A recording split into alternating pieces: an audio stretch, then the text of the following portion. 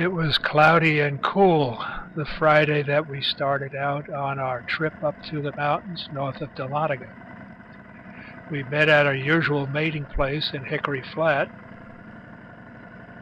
There's a prize for anyone that can identify this fellow and this bike.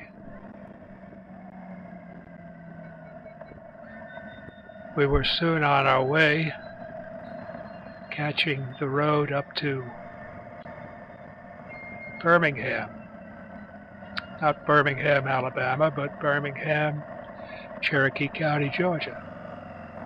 We're pulling in there right about now, and we're going to make a left turn onto Highway 372.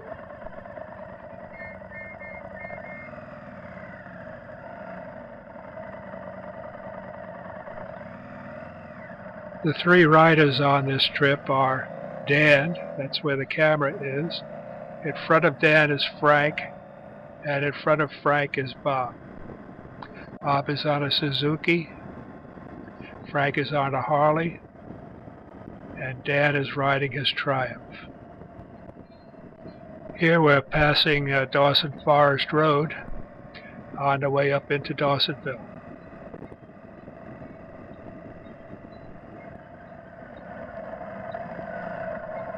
Approaching the courthouse square in Dawsonville, we have to make a stop before making a right to continue on up to Lumpkin. We're going to pass by one of our favorite eating places, the hot dog place. I don't know its proper name, but it's at the stop sign at the next junction. We were surprised to see it has a sign up saying, "Thanks for the many years of patronage, but we're now closed." What a shame. That was a good place to stop. There it is off to the right.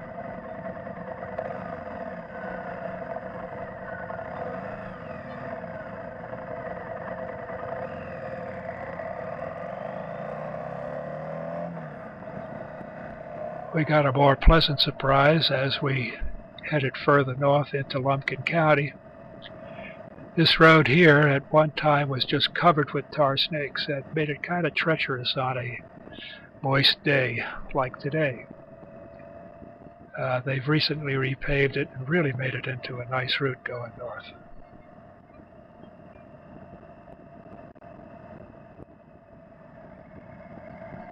A little further along we start into Dahlonega itself. Here we're passing through North Georgia College.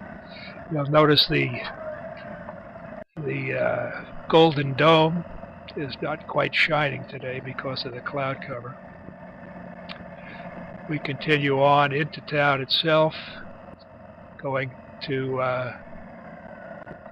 Dahlonaga's Courthouse Square. This is a little more built up, kind of touristy. The courthouse on the left there is now a gold museum. It's a good stop if you'd like to find a little bit about the gold panning days in Lumpkin County and the environs around. Here we head up through the northern part of the town, and we will stop for lunch. Unfortunately, we don't have any film of where we stopped. We stopped at the Wagon Wheels. While we were inside, it started to rain a little bit, and you could see the cloud cover started getting lower and lower as we got higher and higher.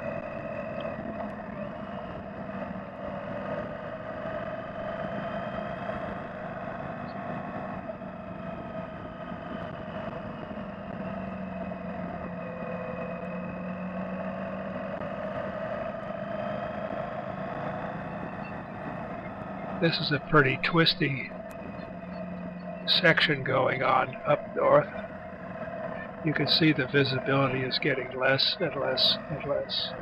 Here we're passing Stonepile Gap, and as we keep gaining elevation, we get deeper into the clouds. What you see on the camera here is the raindrops, and of course the raindrops are hitting our windshields as well. So it's a good representation of what the visibility was like. The further we get up, the deeper the cloud cover.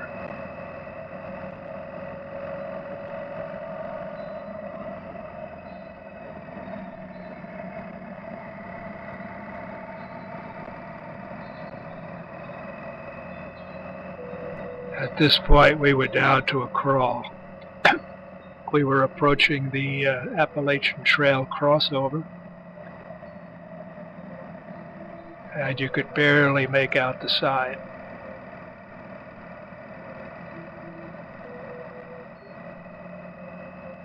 Fortunately, as we made our way down into Suches, you'll see that it cleared up a bit, although the camera still will retain the drops on the lens, making it a little bit obscure. Here we're heading off into Wolfpan Gap, and thank goodness it was pretty clear. The road was a little damp, but we could see where we were going. Always a good thing in Wolfpan Gap.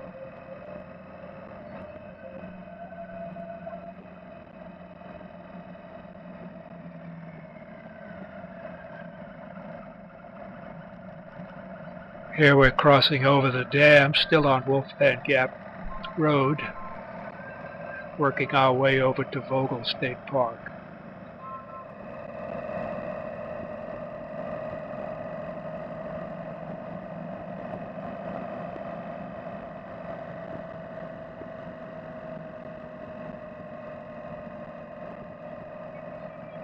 After Vogel, we'll turn on to Highway 129 and then pick up Highway 180, which is really an extension of Wolfpan Gap, and then head up the Richard Russell Parkway, which we're doing right now.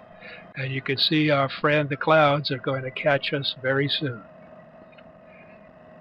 We start slowing down a little bit and then had the third surprise of the day. Keep an eye on the right side of the road, and you'll see where ice is beginning to form. Not only was it forming on the side of the road, but as we got further up, it was straight across the road. Look closely here and you'll see that Frank's Harley is skating a little bit, as it's sheer ice across the lane that we're in. Luckily there's some salt on the road. You can see that Bob's making use of this way up in front. Frank is not quite on it, and that's one of the reasons he's doing a little bit of a dance. However, Bob paid for it, as a lot of the metal work on his bike got pitted because of whatever they were using on it. Lesson learned. Once past the treacherous ice, we started heading down the Richard Russell, and the clouds lifted. The roads were not quite dry, but they no longer had the feel that they might have ice on them. So we picked up the pace and enjoyed the twisties going on down the Richard Russell. At the bottom of the Richard Russell, we made a right and very quickly came to Duke's Creek. I guess it's a state park now. We pulled in there, looked the place over, used the restroom, and kind of relaxed for a little while and talked about the icy escapade we had.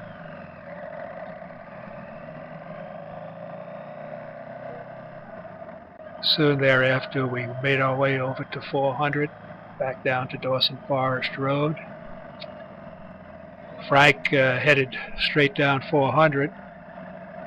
I didn't realize that he was going to do that, so I pulled over to the side here to ask Dan what was going on. Was Frank having trouble or what? And once we sorted all that out, we got back on Dawson Forest Road and headed home. It was a good ride. A bit more adventure than some of them, but nevertheless a good ride.